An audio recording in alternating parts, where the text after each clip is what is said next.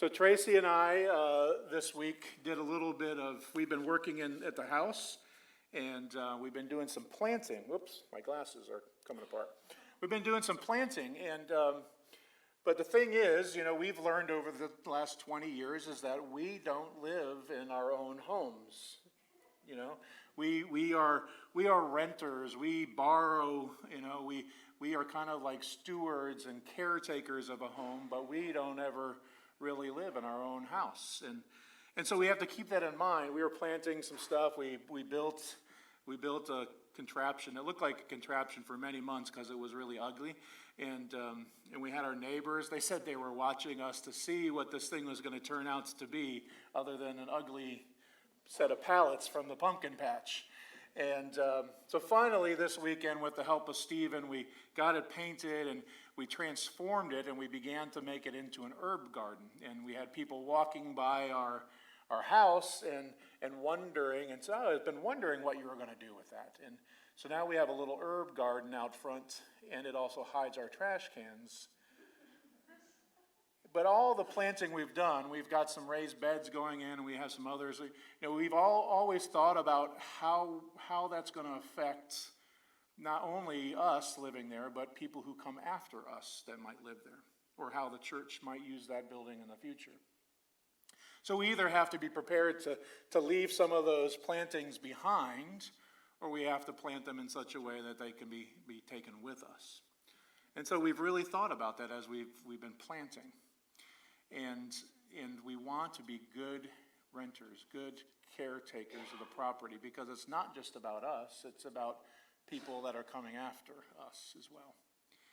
And it's about the church. And today's story is a little bit about some renters who forgot that they were renters.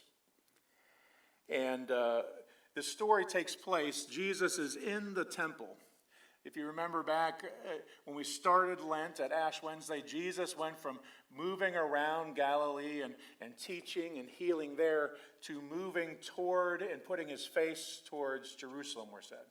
And all of his actions and his movement moved him towards Jerusalem. And actually, we kind of skipped one chapter in Mark. If you were reading along, you noticed that we skipped chapter 11, because that goes with Palm Sunday in a couple weeks, where Jesus enters on the donkey and we celebrate and we wave palms. And that has already happened in the sequence of the story. And Jesus is in Jerusalem at the temple, and his usual suspects, the Pharisees and the Sadducees and the priests and all the Levites and the scribes, are kind of trying to trap him. And they're still wondering about his authority here on earth, other than just being a good person, maybe a prophet. So Jesus tells this story. He's in the Temple Mount. He tells the story, and he says this man built a vineyard, and built the best vineyard, planted the vines, and dug pits for a well and a cistern and a wine press, and put a fence around it and prepared it. And then he went on a trip, and he hired some tenants to take care of the land, to be stewards of the land. And after the time for harvest came, he sent back a servant to collect the rent, to collect part of the fruit, part of their agreement, their rental agreement. And these tenants, they beat and sent this servant back to the owner. And the owner continued to send different servants, and they would beat and even killed some of the servants. And finally, he says, I know what I'll do. I'll send my only son whom I love. And they will respect him. And they'll do what is right. And as you heard Clark read, they killed this son. And then Jesus goes on to say, well, what should this landowner do with the tenants? And everybody would be in agreement with it. And Jesus said that he will rain down destruction, and he will kill the tenants and give the land to someone else. He's been very, very gracious up until this point. You see, the tenants didn't hold up to their part of the agreement. And in fact, they were trying to steal the land from the owner, because they thought they could kill the son and gain the inheritance of the land by a loophole in the law. The religious leaders of the day are said to be like the tenants, the Pharisees and the Sadducees and the priests and Levites and the scribes. They forgot that they are renters. They forgot that we are all renters. We're all stewards. We're all caretakers of this place that God has created for us and gave us tasks to do and jobs to take care of this land and pass it on to the future. But these tenants forgot they were renters. And the owner, though, instead of responding with overwhelming action the first time, or even some kind of action that would have been equal in beating, like the beating of the servant, maybe he responded with a proportional response. No, he responded with persistent righteousness. Time and time and time again, he did the right thing and didn't rain destruction on them. So what's this righteousness? Righteousness is a very biblical subject. The word righteousness appears 302 times in the Bible. And righteous appears 238 times in 225 different verses. So this idea is all throughout our scriptures. And the Bible defines righteousness as simply doing that which is right. Easy enough, right? So why is it so hard to be righteous? Doing that which is right. You know, in order for a person to be pleasing to God, they must be righteous. For God is righteous.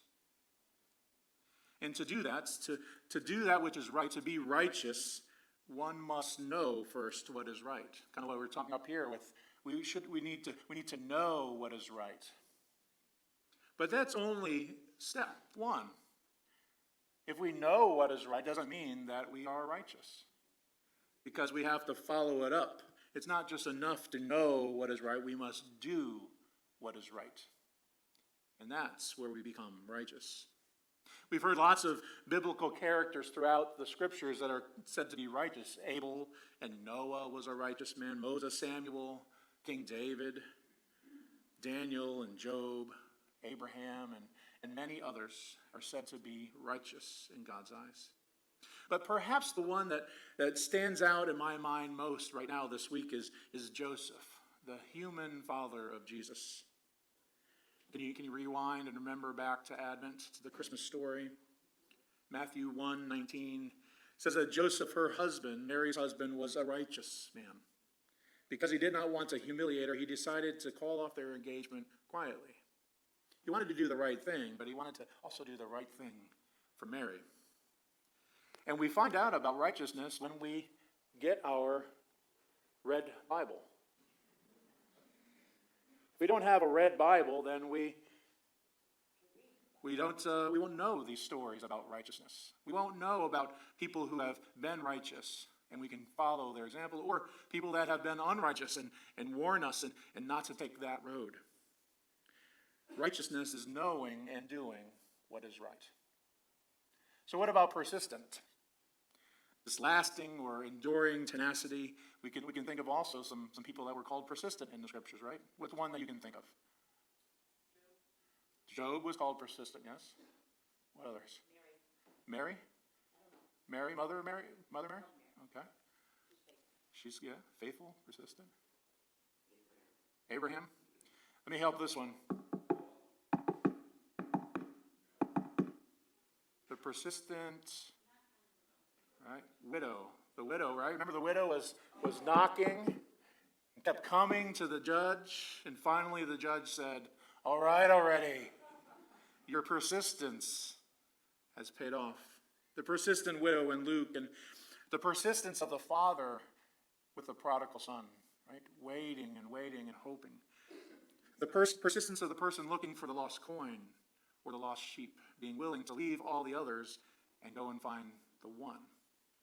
So we have all kinds of examples of righteousness and all kinds of examples of persistence, and we're putting them together and saying that this landowner was practicing persistent righteousness.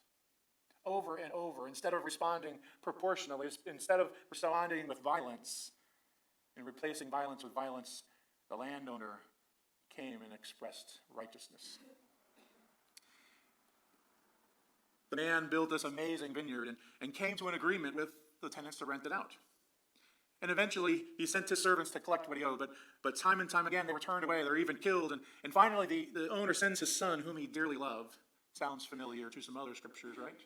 Baptism of Jesus, transfiguration of Jesus, where God comes and says, "This is my son, whom I dearly love." He came to collect from the tenants, and he too was killed because the tenants hoped to steal the vineyard from the family. So in verse 9, Jesus asks, "So what should the owner of the vineyard do?" And he says he will come and destroy the tenants and give the vineyard to others. And furthermore, Jesus asked the religious leaders who were standing around the edge, "Haven't you read the scriptures? Haven't you read the scriptures?"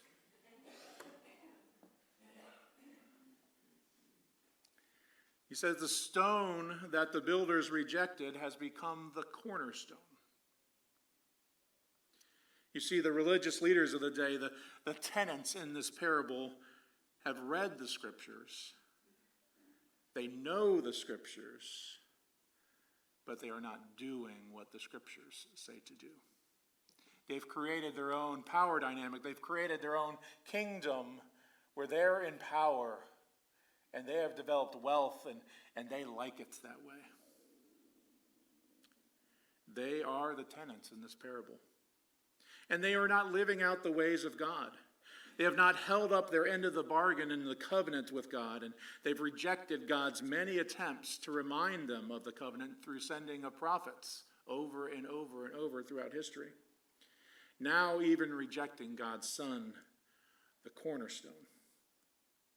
The cornerstone who's been present with them from the very unfolding of creation. Remember in John 1? Jesus was there at the beginning. It says, "In the beginning was the Word." That's Jesus. That's the cornerstone. "And the Word was with God. And the Word was God." Verse 2 says, "The Word was with God in the beginning, and everything came into being through the Word." That's Jesus. And then without the Word, nothing came into being. And this cornerstone knows that he is about to lay down his life for the salvation of the world.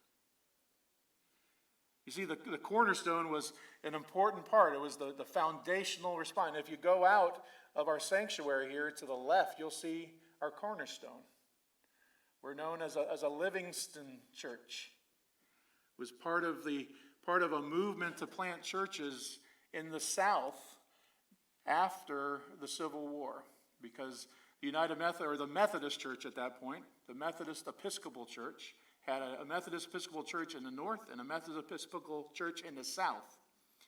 But this church was planted by the Indian River Annual Conference, which was a northern development. And we were planted through the Livingston Fund in Jacksonville. So we were a northern church planted here to stand up for the rights of all people in 1909. Amen.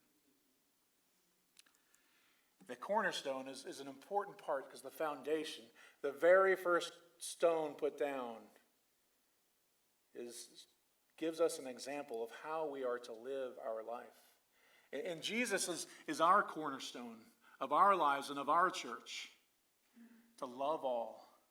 And in the Livingston churches, we're also coming as a response to love all and to welcome all people into our congregation.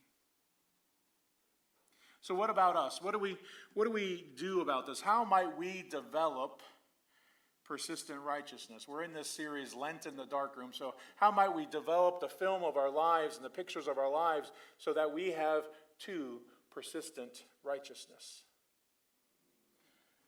I learned of this story that was shared by Kenneth Bailey in his book, Jesus Through the Middle Eastern Eyes. And he shares this story about the late King Hussein of Jordan. He says, many unforgettable stories circulate about the Middle East and about this king. And he says, I first heard this following account in Lebanon, and 2 decades later, I was able to confirm it with a high-ranking American intelligence officer who was serving in Jordan. The story goes as follows. One night in the early 1980s, the king was informed by his security police that a group of about 75 Jordanian army officers were at that very moment meeting in a nearby barracks plotting a military overthrow of the kingdom.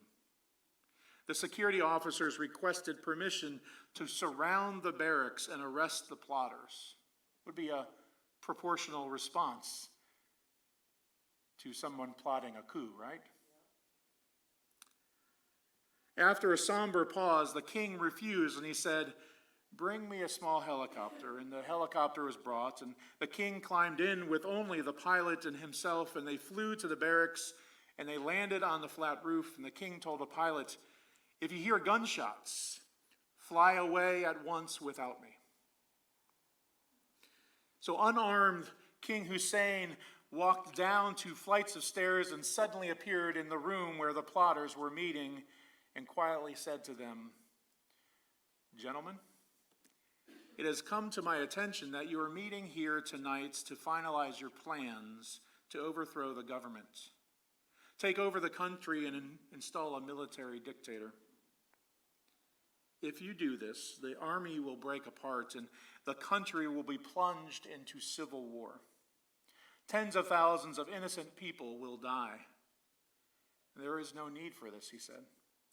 Here I am. Kill me and proceed. That way only one man will die. After a moment of stunned silence, the rebels, as one, rushed forward to kiss the king's hands and feet and pledge loyalty to him for life. You see, King Hussein opted for total vulnerability. He acted nobly and by so doing, fanned into flame the dying embers of the rebels' sense of honor. Somehow he touched their sense of honor that they had committed to years before. Hussein risked death and achieved a resurrection. In a different way, at far greater cost and on a different level, so did Jesus. The 2 stories end differently, but both come to a climax with total vulnerability that demands the offering of costly, self-emptying love. Time and time again, prophets of Israel spoke about the coming destruction of the nation. In the Song of the Vineyard, Isaiah projected the destruction of the vineyard long before Jerusalem fell in AD 70. But the parable of Jesus is much milder than this prototype. The vineyard is not criticized in any way or threatened. The renters are the problem, he says. And thus Jesus' prophecy is directed against the temple leadership, not against the nation of Israel, which just deserved better shepherds. King Hussein was willing to lay down his life for the betterment of the kingdom of Jordan. He was willing to be vulnerable, to be persistently righteous, and expose himself in order to save tens of thousands of innocent people who would have become casualties in a civil war.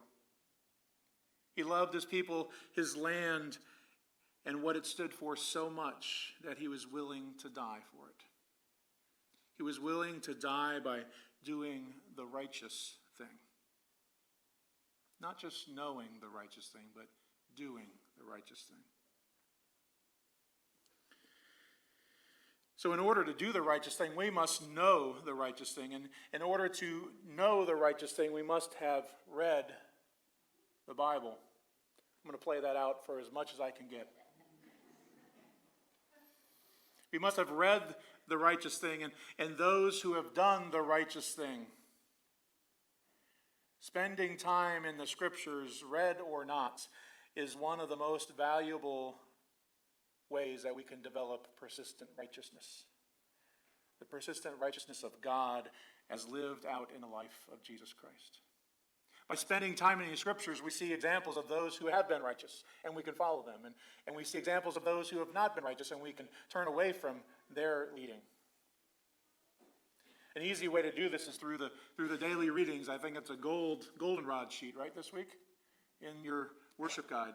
We have daily readings that move us right with the Scripture texts to prepare your hearts and minds, one for worship that's coming, but also to prepare our hearts and minds with all that we need to know to develop persistent righteousness. It's a simple act. It takes probably 5 or 10 minutes a day to read. It's right there in your worship guide. If you don't have your worship guide, it's on our website too. Especially during this Lenten season, it's a great practice to add if you've not been doing it. And during the remainder of this Lenten season, may God draw you closer to himself through the living Scriptures of the Holy Bible, as we all learn what it means to be persistently righteous. Amen?